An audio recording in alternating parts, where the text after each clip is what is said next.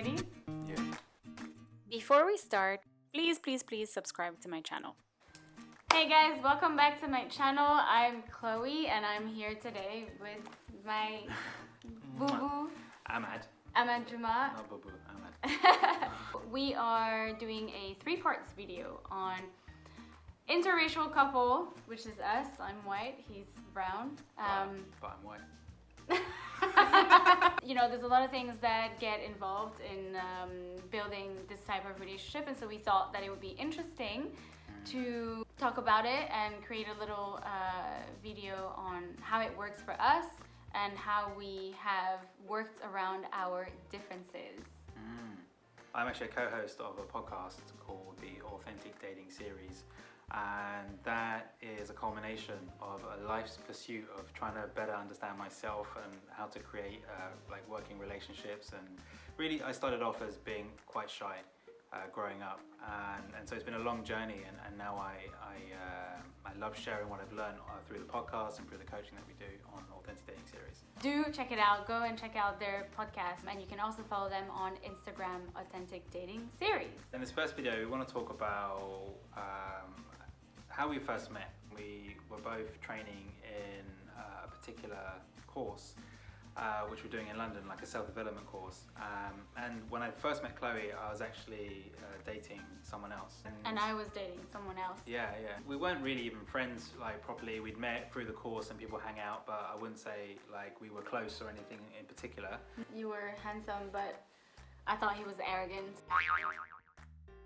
This meeting really emphasizes for me the importance of meeting people through hobbies or things that you're interested in. Going to self-development, that is a great way to meet people that I know are working on their goals and trying to improve themselves, and knowing that I'm surrounded by people who do this kind of work and who have some level of self-awareness. For me, that is definitely important. So if you like painting, go to a painting class, like whatever. Because we're in the same environment, like there are definitely automatically values that align. And yeah, there wasn't anything romantic between us. I think quite early on, at some point I said to you in a bar, I said to you, oh, you're cute.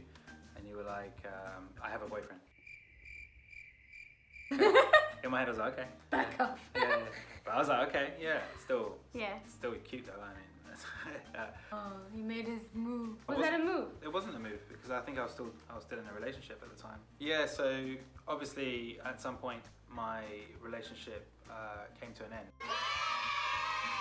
The first thing I want to talk about was like after that ended, how like I felt was like really lonely, overthinking and analysing like what had happened and where it all gone. Obviously I didn't enter into a relationship to have it break down, so I would hope not. There's quite a lot of arguments and disagreements and arguing, and it really taught me a lot about what I expect of myself and also what I'm willing to allow in my life. He was fighting and stuff, but I wasn't. You know, I had a pretty good relationship and we never fought. It was just an inner decision. Moving forward, I was like just wondering like what is next for me. Like even though I knew so much about the dating world, what it takes to meet someone, I was very sad, very lonely and very just down about like relationships and my potential. At the same time with that, part of my mind is on seeking intimacy. I remember initially not actively pursuing anything and actually getting back into my sports and my fitness and taking care of myself. When I met Ahmad, I was in a relationship, so there was nothing there for me really. At the time I was living in Mallorca, Spain. I got a job opportunity in London, and so I had to come back to London for a minimum of 6 months, so I decided to go for that. I actually asked for a break period, kind of taking the time to understand what it was that I really wanted, and finally I was like, actually I'm happier on my own. Posted on my Facebook wall, oh, I'm back in London, and this one texted me and said, oh, that's awesome, let's meet up. I didn't know that he had broken up at that point. You took me to a jazz bar, a blues bar. Yeah, blues. In central London, and we had sparkling water. That's how we started.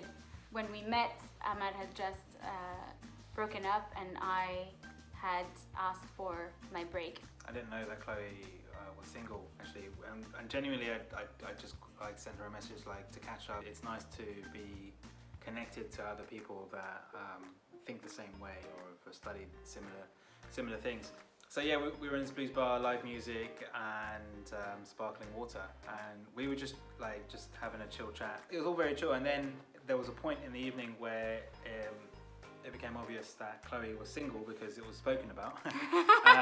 And then in my mind I was like, fuck, I'm like Hugh Grant in or something, just like I did like her, and I hadn't been making any moves. I'll tell you exactly what went through my mind. So what went through my mind was, I was like, shit, like there's all these things that I know really help build a sexual tension and connection between two people.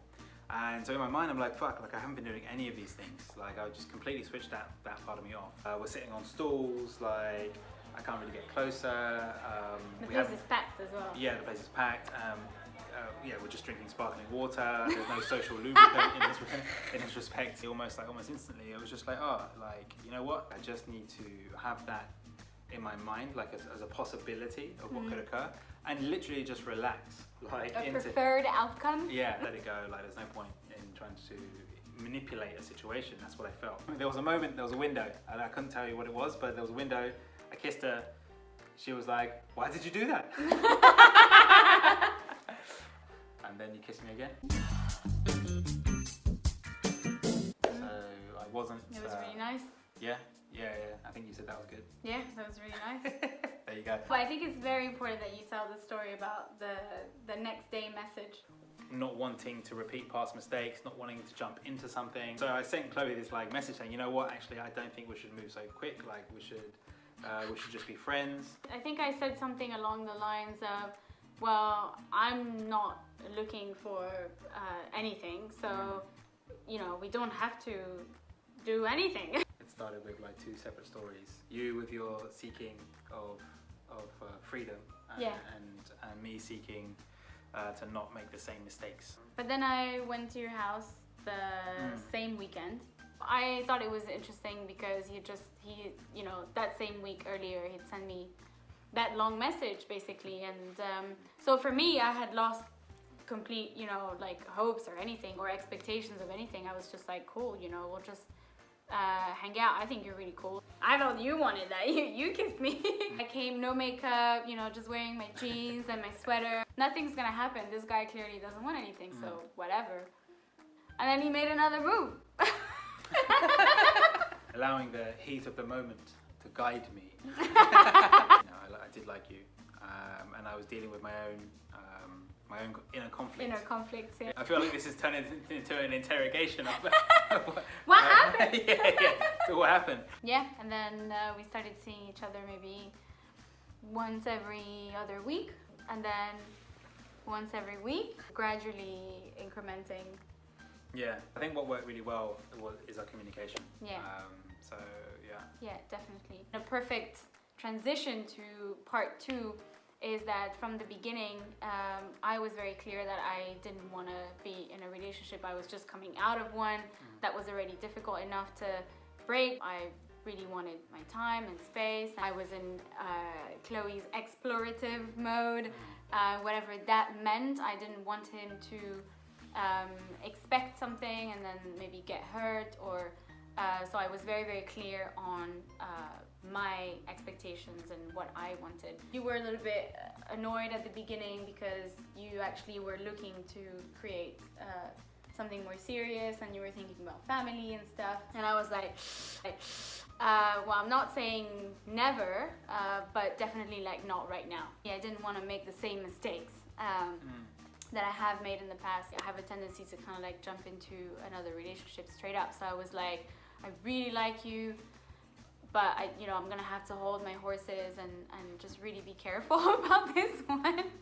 So, which kind of led us to having this agreement that we would remain free. I was allowed to be free and see other people if I wanted to, and obviously he was as well. There was actually a sense of me also wanting to allow myself to have that freedom, and to explore that side of me. Do I actually want to be in a relationship, or is this something that I'm just creating again and again? There's like a sense of like going in and deep and recognizing the things that were preventing me from entering into a relationship.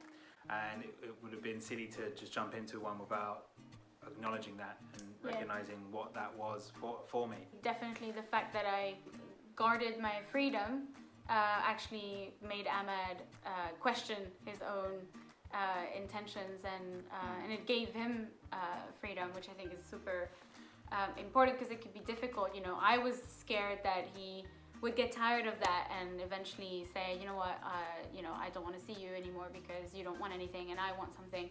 But that was a risk that I was willing to take because I'm more important. You can do it the quick way, but I wanted to do it the right way. Cool. So I hope that gave you a really good sense of who we are and how we like the fumblings of getting into and the random occurrings that take place, and just the truth of like how it was for us, and I feel for many people.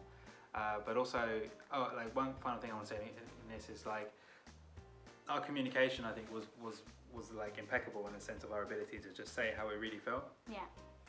And that really helped us throughout the different changes. Like, you know, the fact that, you know, I said one thing to begin with and then took it away and then put it back and then, you know, and I'm like, what does this guy want? Yeah. And actually, but being free to explore that, and to just be and to make mistakes, you know, to make the mistake. And in the next video, we're going to go into more like how do we actually go from that sort of beginning and that to being committed. It was a journey. It was a timing to things. There were decisions made. And it wasn't always easy, and different things occurred, and that's definitely gets a bit more exciting. And there was a lot of talking. Yeah, definitely. Yeah. Cool, guys. So we shall see you in part number 2. Bye. Subscribe to my channel. Like my videos. Subscribe.